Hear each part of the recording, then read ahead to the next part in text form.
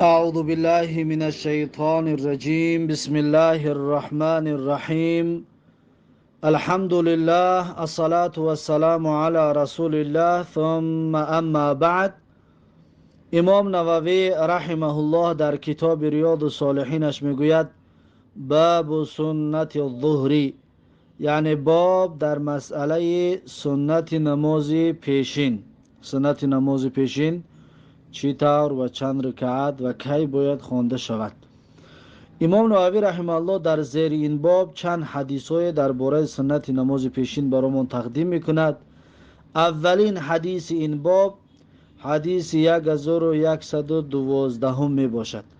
عن ابن عمر، یعنی حدیث 1112 کتاب ریاض الصالحین. عن ابن عمر رضی الله عنهما قال، یعنی که از ابن عمر رضی الله عنهما روایت است که گفت صلیت مع رسول الله صلی الله علیه و سلم رکعتین قبل الظهر و رکعتین بعدها. میگن نماز گذاشتم همراه رسول الله صلی الله علیه و سلم 2 رکعت پیش از نماز پیشین، یعنی پیش از فرض، و 2 رکعت بعد از فرض. پس 2 رکعت پیش از نماز، پیش از فرض، و 2 رکعت بعد از فرض خوندن این سنت است. این حدیث متفق علیه است. بعد از این حدیث 1113 و عن عائشه رضی الله عنها ان النبي صلى الله عليه وسلم كان لا يدع 4 قبل الظهر، یعنی که از عایشه رضی الله عنها روایت است هر آن پیغمبر صلی الله علیه و سلم کان لا یدع 4، یعنی که ترک نمیکرد 4 رکعت را قبل الظهر پیش از نماز پیشین. یعنی پیغمبر حالش همین بود که اصلا 4 رکعتی پیش از نماز پیشین را ترک نمیکرد. پس این حدیث میگوید پیغمبر صلی الله علیه و سلم پیش از پیشین 4 رکعت میخوند. رواه البخاری، و این حدیث را امام بخاری رحمه الله روایت کرده است. بعد از این حدیث 1114 و عنها قالت، یعنی از عایشه رضی الله عنها روایت است که گفت کان النبی صلی الله علیه و سلم یصلی فی بیتی قبل الظهر 4. میگه بود پیغمبر صلی الله علیه و سلم نماز میگذاشت در خانه من پیش از پیشین 4 رکعت، یعنی 4 تا سنت میخوند. ثم یخرج، بعد پیغمبر میبرآمد از خانه حضرت عایشه رضی الله عنها، فیصلی بالناس، بعد نماز پیشین را با جماعت با مردم یک جا میخوند. ثم یدخل فیصلی رکعتین، پس با پیغمبر می در آمد، یعنی باز پیغمبر گشته می آمد بعد فرض خواندن در مسجد، فیصلی رکعتین، پس 2 رکعت دیگر می خواند، یعنی 2 رکعت سنتی بعد از نماز پیشین. و کان یصلی بالناس المغرب، و بود پیغمبر صلی الله علیه و سلم می گذاشت با مردم، یعنی با جماعت، مغرب را، نماز شام را. ثم یدخل فیصلی رکعتین، پس میگه می اومد می گذاشت 2 رکعت، یعنی 2 رکعت سنتی نمازی شام، بعد از شام 2 رکعت میگه میخوند. و یصلی بالناس العشاء، و پیغمبر صلی الله علیه و سلم نماز با مردم جماعت میکرد نماز خفتن را. و یدخل بیتی فیصلی رکعتین، و می آمد میگه در خانه من می در آمد و 2 رکعت دیگر سنت میخوند، یعنی 2 رکعت سنت نماز خفتن. رواه مسلم، این حدیث را امام مسلم رحمه الله روایت کرده است. این حدیث هم دلالت میکند که پیش از پیشین 4 رکعت پیغمبر صلی الله علیه و سلم میخوند.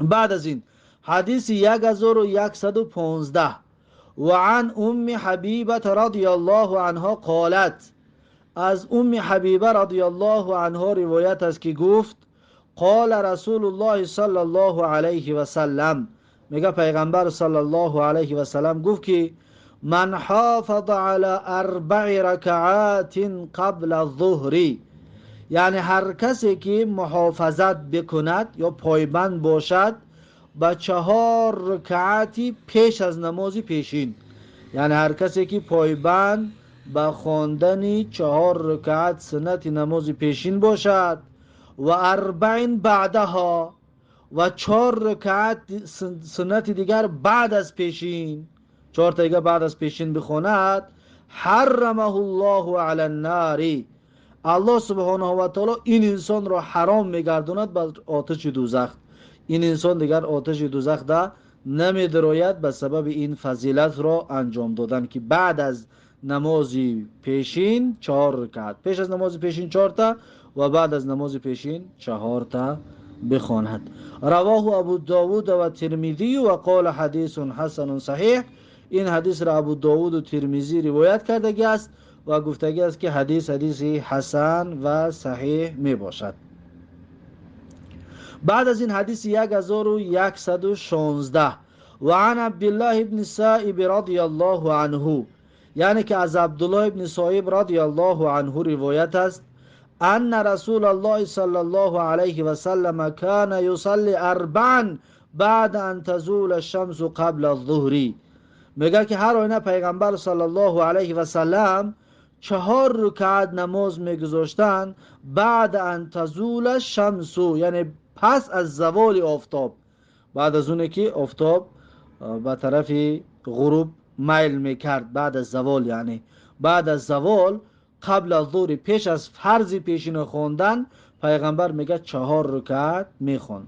و قال انها ساعه تفتح فيها ابواب السماء، میگه پیغمبر صلی الله علیه و سلم گفت که اینها هر آینه انا همین وقت، یعنی بعد از زوال و پیش از نماز پیشین، گفت هر آینه انا همین وقت لحظه هست که تفتح فيها ابواب السماء، کشاده می شود درهای آسمان، دروازه های آسمان کشاده می شود. گفت در همین لحظه فاحب ان یسعد لی فیها عمل صالح، گفت پس من دوست می‌دارم که بالا برود از برای من در انا همین وقت عمل صالح، عمل صالح به آسمان برود که آسمان درش کشاده از. پیغمبر صلی الله علیه و سلم گفت برایم خاطر این نماز را میخوانم. رواه ترمذی و قال حدیث حسن، این حدیث را امام ترمذی روایت کرده است و گفته است که حدیث حسن می باشد. خب بعد از این حدیث 1117 و عن عائشه رضی الله عنها ان النبي صلی الله علیه و سلم كان اذا لم يصلي 4 قبل الظهر صلاهن بعدها. میگه از عایشه رضی الله عنها روایت است هر نه پیغمبر صلی الله علیه و سلم بود اذا لم يصلي 4 قبل الظهر، هنگامی که نمیگذاشت 4 رکعت سنت پیش از پیشین را، صلاهن بعدها، پس میگه میخوان این را بعد از نمازی پیشین. صلاهن یعنی میگذاشت این 4 رکعت سنت پیش از پیشین را بعدها، یعنی بعد از خواندن فریضه نمازی پیشین، یعنی قضاش میداشت. اگر می آمد که نماز خونده استادن، خلاصه از سبب علت قطعی اگر سنت نخونده اول فرض میخوان، بعد پیغمبر صلی الله علیه وسلم قضا می داشتن این سنت پیشینه را. رواه ترمذی و قال حدیث حسن، این حدیث را امام ترمذی روایت کرده است و گفته است که حدیث حسن می باشد. پس هر انسانی که آمد که در نماز جماعت است، در نماز پیشین فرض با جماعت میخواند، بعد از فرض خواندن اول 2 رکعت سنت بعدی فرضی را میخواند، او را در وقت خودش میخواند، اول 2 تا را میخواند، بعد این 4 تا پیشینه را قضا میدارد. یعنی ترتیبش همین است. کسی که نماز پیشین را با جماعت دریافت و کرد و سنت چه نخونده باشد، این انسان اول 2 رکعت را میخواند، 2 رکعت سنت بعد از پیشین را، بعد از اون میخواند 4 رکعت پیشینش را قضا میدارد. خب ترتیب خوندنش به همین طریق است. پس این هست سنت نماز پیشین، باب سنت نماز پیشین با همین به آخر رسید. باب نو می آید باب سنت العصر، باب در مسئله سنت نماز عصر. یعنی نماز عصر هم سنت دارد، نماز عصر سنت دارد، اما سنت نماز عصر سنت راتبه نیست. همین نماز پیشین هم سنت راتبه دارد و سنت غیر راتبه دارد. سنت راتبه همون مشهورش همون است که چهار تا میخونیم پیش از پیشین، بعد دو سلام دتا چهار تا میخونیم، یا بعد یا سلام قطعا بخونیش میشود، جدا جدا هم بخونیم میشود، درکات دو بار بخونی سلامتی پیش از پیشین میشود که چهار تا یا جویا بخونید در آخر، یعنی در بین اتحاد بخونید در آخر با اتحاد خونده سلامش بدید. خب این سنت راتبه است. یا بعد از سنت نماز پیشین دو تا دیگر خوندن هم چی است؟ راتبه است. اما چهار تا خوندن بعد از پیشین غیر راتبه است. غیر اون دو تا با چهار تا بخونید باز اون چی است؟ غیر راتبه است. و نماز عصر سنت راتبه ندارد، سنت غیر راتبه دارد. میبینیم که حالا در این باب بیانش میکند که چند رکعت است. حدیثی اولا باب سنت نماز عصر، امام نووی رحمه الله در زیر این باب سه حدیث آوردگی است. اولین حدیث این باب حدیث 1118 کتاب ریاض الصالحین هست. میگوید که انا علی بن ابی طالب رضی الله عنه قال، یعنی که از علی بن ابی طالب رضی الله عنه روایت است که گفت کان النبی صلی الله علیه و سلم یصلی قبل العصر 4 رکعات. میگه بود پیغمبر صلی الله علیه و سلم نماز میگذاشت پیش از نماز عصر 4 رکعت، یعنی 4 رکعت سنت غیر راتبه پیش از نماز عصر وجود دارد. یفصل بینهن بالتسلیم علی الملائکه المقربین و من تبعهم من المسلمین و المؤمنین. میگه جدا میکرد در بین این 4 رکعت با سلام دادن بر ملائکه های مقرب و کسانی که پیروی کردن، و من تبعهم یعنی کسانی پیروی کردن ملائکه ها را، یعنی در چی پیروی کردن؟ در توحید و یکتاپرستی. و کسانی که ملائکه ها را در توحید و یکتاپرستی پیروی کردن از مسلمانان و مؤمنان بر اونها یعنی چیکار میکرد؟ سلام میفرستاد.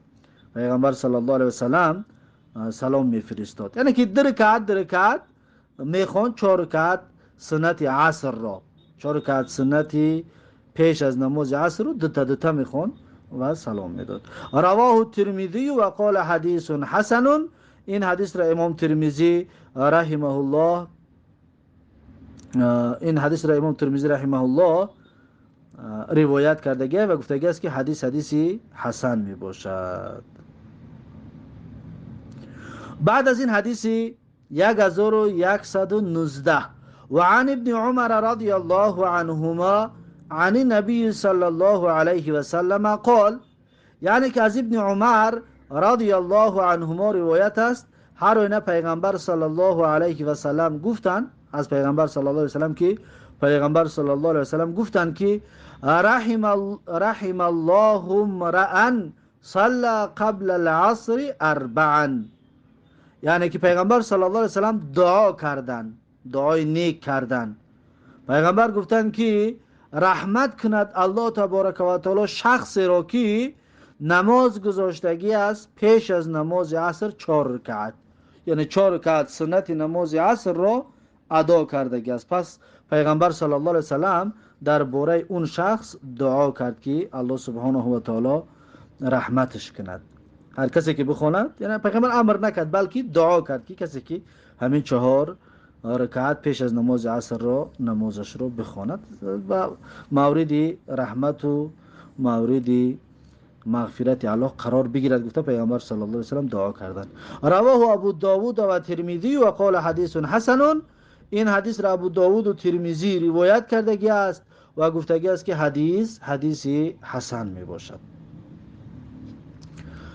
بعد از این حدیث 1120 کتاب ریاض الصالحین و عن علی بن ابی طالب رضی الله عنه ان النبي صلى الله عليه وسلم كان يصلي قبل العصر ركعتين. میگه که از علی ابن ابی طالب رضی الله عنه روایت است هر آینه پیغمبر صلی الله علیه و سلم بود پیش از نماز عصر 2 رکعت میخوند. این حدیث را از علی است. اون 4 رکعت هم از علی است، این 2 رکعت هم از علی رضی الله عنه است. اما این 2 رکعت را محدثین میگن حدیث شاذ است، حدیث ضعیف است، بلکه اون 4 رکعت صحیح است.